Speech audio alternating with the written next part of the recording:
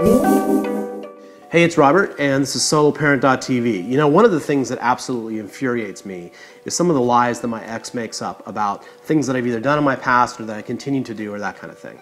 Now, these can be things that are either said in court or said on Facebook or said to other friends or said to my kids. But for the last 5 years, I've had to deal with some pretty raunchy lies that are being made up about me. And the reason I'm talking about that is not to defend myself. In fact, it's actually the opposite of that. I've learned over the last 5 years since getting a divorce that a quarrel disappears very rapidly if there's no words.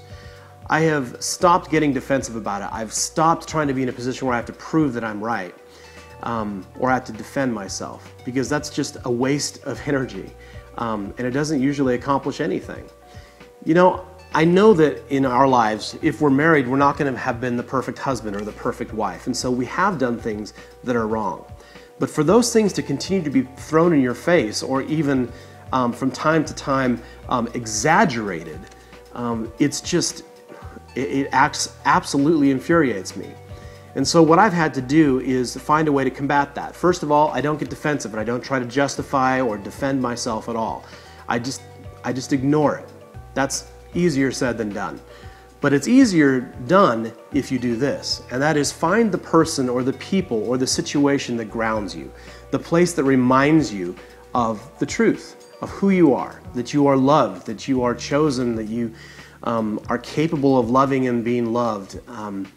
For me, for a long time, for 4 years until she passed, it was my mom.